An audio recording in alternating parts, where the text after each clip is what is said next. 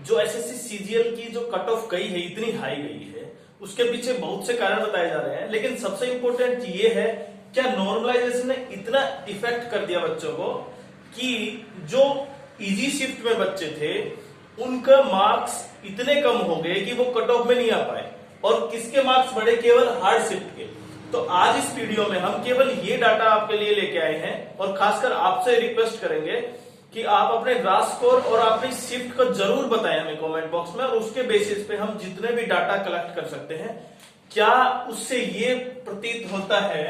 कि जितने भी बच्चे, जो 1,65,000 बच्चे हैं,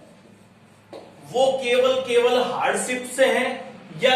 क्योंकि आपको पता है अगर कुछ बच्चों के कमेंट्स ऐसे भी आए थे कि उनके मार्क्स लगभग 150 के आसपास है और वो इजी शिफ्ट में भी थे, लेकिन उनकी कहीं ना कहीं वो कट ऑफ में नहीं रह पाए। क्यों? क्योंकि वो इजी शिफ्ट में जो उनका जो कट ऑफ से बाहर होने का जो पैरामीटर है, वो शायद ये तो नहीं है कि इजी शिफ्ट या मॉडरेट शिफ्ट में थे, या केवल इनको फायदा हुआ है जो केवल हार्ड शिफ्ट में थे। क्योंकि नॉर्मलाइजेशन सबसे ज्यादा मार्क्स इनको मिले हैं, और कितने मिले तो आप ये हमें, क्योंकि हमारे पास भी कुछ डाटा है लेकिन उससे पूरी तरह नहीं कहा जा सकता, तो इसलिए सबसे इंपॉर्टेंट ये है कि आप भी अपने रास स्कोर और शिफ्ट और खासकर टाइमिंग कि इस डेट को इस शिफ्ट में था मेरा पेपर, वो जरूर मेंशन करें कमेंट बॉक्स में, जिससे हम डाटा कलेक्ट करें और एक पूरा का पूरा एक एक्चुअल में ये पता करें कि क्या सभी बच्चे जो 1,65,000 पास हुए हैं उसमें से ज्यादातर बच्चे क्या हार्ड शिफ्ट में ही हैं। अगर ऐसा है तो हमारा एग्जाम किसी शिफ्ट में हो, फिर हमेशा हार्ड शिफ्ट में हो, क्योंकि उसको सबसे ज्यादा मार्क्स मिल रहे हैं। अगर जिनको इजी शिफ्ट में मार्क्स मिले हैं वो क्या हो गए? क्या लेस हो गए?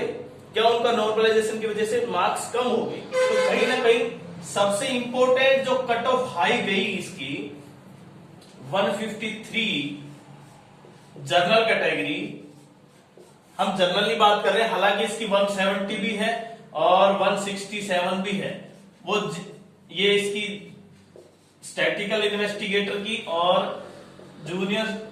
उसकी है ये। लेकिन हम उन पॉइंटों में बात नहीं कर रहे, मतलब इतने मार्क्स भी जा रहे हैं। अगर 170 मार्क्स मिल रहे हैं तो इसका मतलब कहीं ना कहीं नॉर्मलाइजेशन से इतने ज्यादा मार्क्स ऐड हुए हैं, और वो सबसे ज्यादा किसको हुए हैं? हार्ड शिफ्ट को। तो हमारे पास कुछ बच्चों के डाटा है, लेकिन उनमें लगभग 60% बच्चे ऐसे हैं जो हार्ड शिफ्ट से हैं और जिनके मार्क्स रॉ मार्क्स उतने थे, और उनके एक्चुअल में जो नॉर्मलाइजेशन से मार्क्स जुड़े वो काफी ज्यादा है।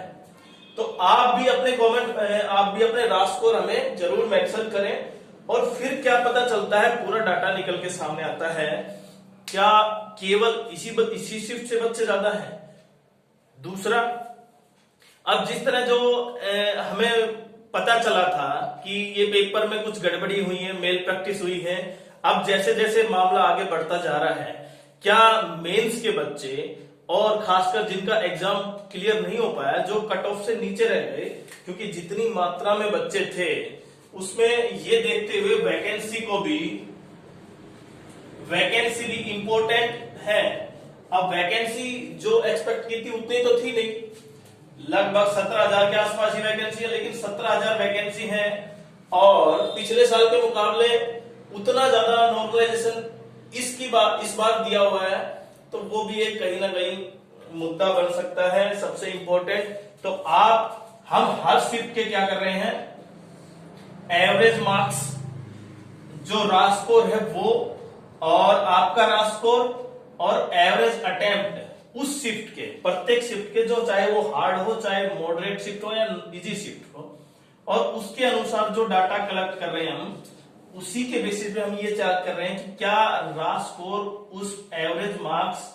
दोनों सेम थे, लगभग आसपास थे, या आपको जो रॉ स्कोर प्लस नॉर्मलाइजेशन से जो मार्क्स ऐड हुए वो बहुत अप कर गए, और अप करने की वजह से जो बच्चे थे जिनके मार्क्स 150 के आसपास हम मान रहे हैं, वो मार्क्स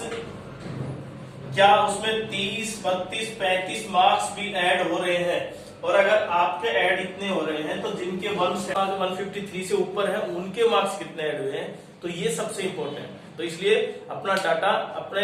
जो रास्ट स्कोर और शिफ्ट जरूर मेंशन करें कमेंट बॉक्स में, जिससे हम पूरी की पूरी डिटेल आपको अगले वीडियो में डालें।